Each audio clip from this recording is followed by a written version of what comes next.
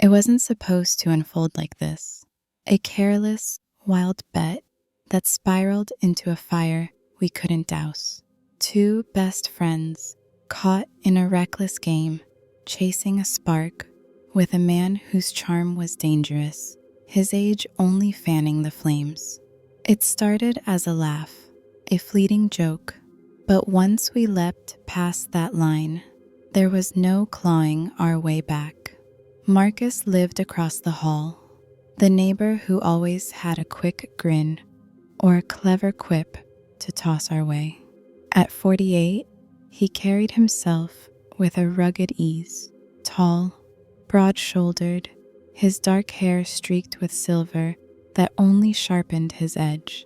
His green eyes held a glint, like he saw more than he let on, and that square jaw could have been carved from stone. Everyone liked him. Women lingered too long at his jokes. Guys swapped stories over beers.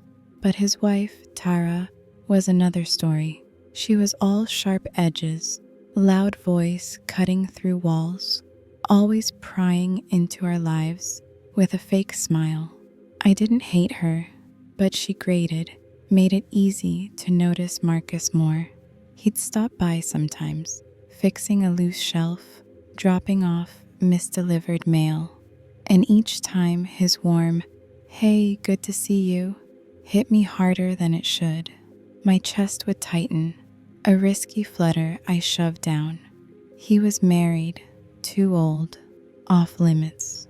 But Zara, my best friend, saw it too. Late nights, wine in hand, we'd dissect him, half giggling, half serious. "Bet he's trouble in the best way," she'd say, smirking over her glass. I'd roll my eyes. "He's practically ancient," but her words burrowed deep. Friday hit, and we were restless, sprawled across our cramped apartment, bottles of Merlot littering the coffee table. The city buzzed outside, horns, distant laughter, but inside it was just us, talk veering to men, risks, what ifs. Zara's eyes gleamed, voice dropping low. "You ever think Marcus notices us? Like, really notices?" My stomach twisted. "He's married, see?" She shrugged, swirling her wine. "Doesn't stop him from staring." Then came the dare, her words slicing through the haze. "Bet you can't get him over here. Both of us. See how he reacts." I laughed, nervous. Absurd, right? "No way. That's crazy." But her grin didn't budge. "Scared you'll like it?"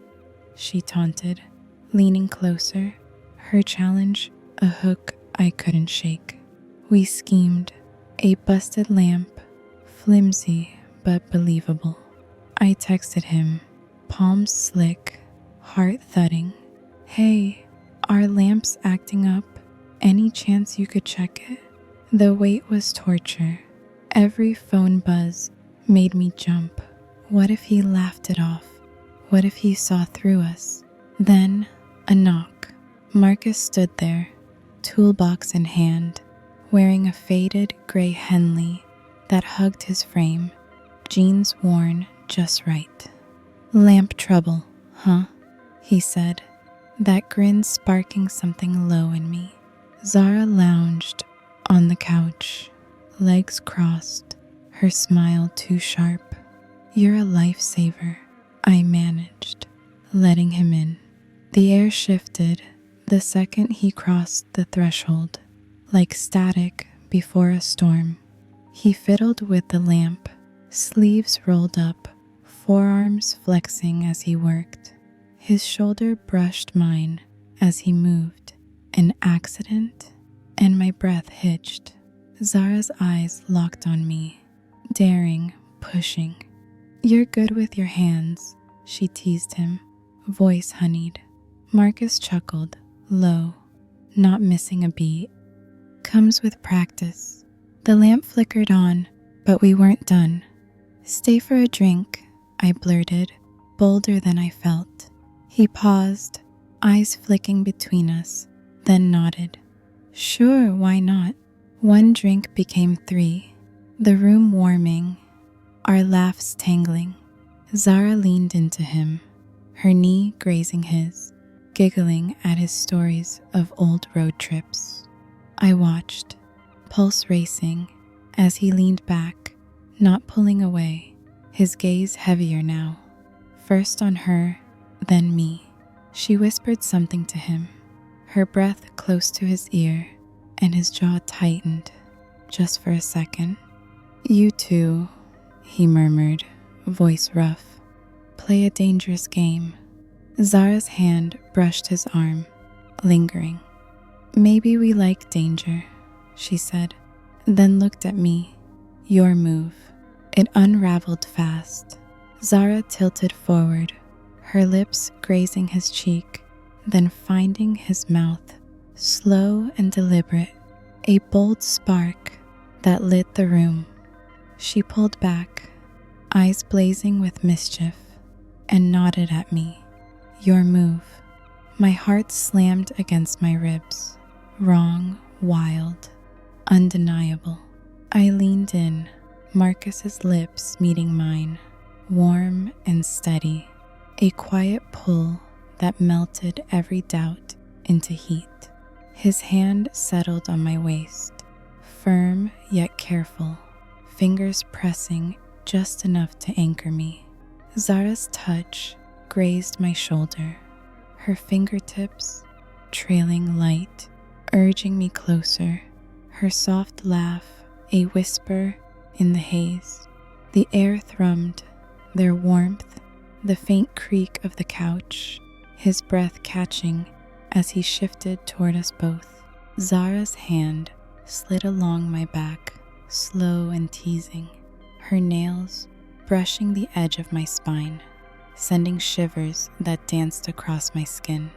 Marcus's other hand found her arm, drawing her nearer, his touch a steady pulse between us. My fingers traced his chest, solid beneath his shirt, sliding up to his shoulders as I leaned deeper into the kiss, the heat of him grounding me. Zara pressed closer, her breath warm against my ear, a soft hum escaping her as she tucked a strand of my hair aside, her touch lingering at my neck. His lips broke from mine, grazing my jaw, then lower, a fleeting warmth along my collarbone that sparked a flutter deep inside. Their hands moved in sync, his steady on my hips, her lighter, skimming my sides, building a rhythm that coiled tight, electric. The room seemed to pulse, their whispers blending, Zara's teasing murmur, his low hum of approval, a slow burn that swelled, tingling through every nerve, cresting in a soft, dizzying rush that left my breath uneven, my skin alive with their nearness.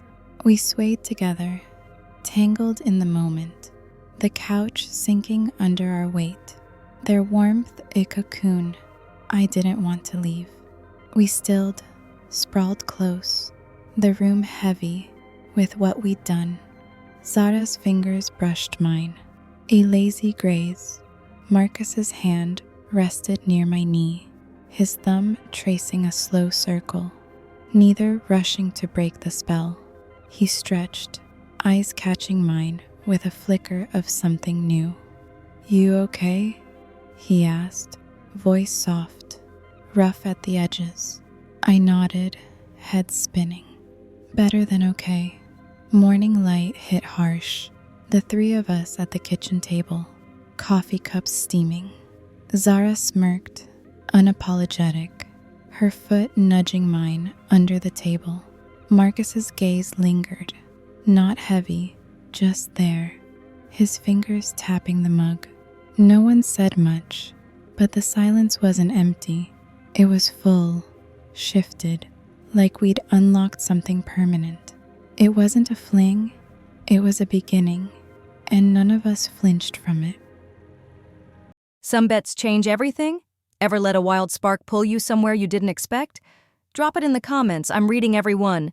Please hit subscribe. It's huge for a new account like mine, and like if this stirred you up. Thanks for watching. Catch you in the next video.